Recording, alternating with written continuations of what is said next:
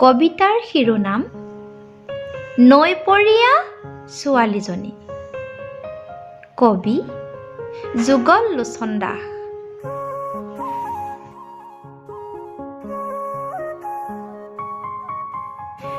নৈখনৰ সৈতে তাই নিবিড় সম্পৰ্ক, নিতৌ একাত্ম আলা। জোনাক গলি গলি টোপা টোপে সৰি পৰে নিৰৱধি নৈ বুকু। সাক্ষী হৈ ৰয় তাই নীৰৱে নীৰৱে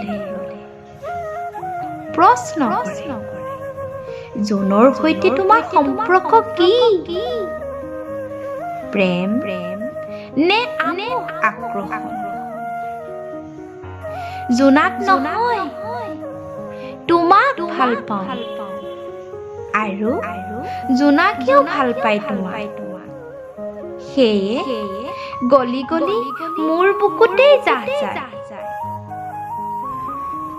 বিলীন হৈ যায় তোমাৰ সুশ্ৰী সুগল প্ৰতিবিম্ব।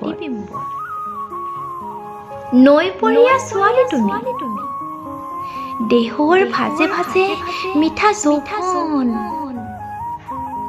স্বপ্নাতুৰ গভীৰ দুচকুত মৎস্যগন্ধাৰ সপোন। মেলি দিয়া মোৰ বক্ষত তোমাৰ আশাৰ পাঞ্জয়, লৈ যাম মৎস্যগন্ধাৰ দেশলৈ। তোমাৰ সুগভীৰাভীত ওপৰা মাটিৰ গুণ, সেউজীয়া বীজৰ অংকুৰণ হালধীয়া হৈ হাঁহে মোৰেই বিস্তীৰ্ণ দুয়ো পাৰত।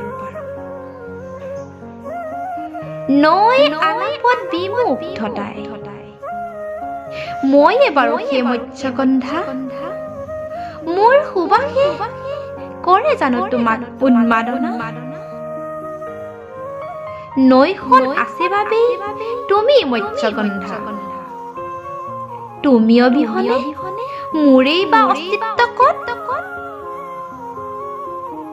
অনাদি কালৰ পৰাই আহিছো বৈ তোমাৰ বাবে, তোমাৰ সুবাস লৈয়ে আছো বৈ অহৰহ নিৰন্তৰ। তোমাৰ মোৰ সম্বন্ধ আজন্ম, তুমি মৎস্যগন্ধা আৰু মই নৈ, সম্বন্ধ যুগ যুগান্তৰ। ঈৰ্ষাগত জোন গলি গলি যাহ গলিও নোৱাৰিব মোৰ পৰা তোমাক বিচ্ছিন্ন কৰিবলৈ। ধন্যবাদ।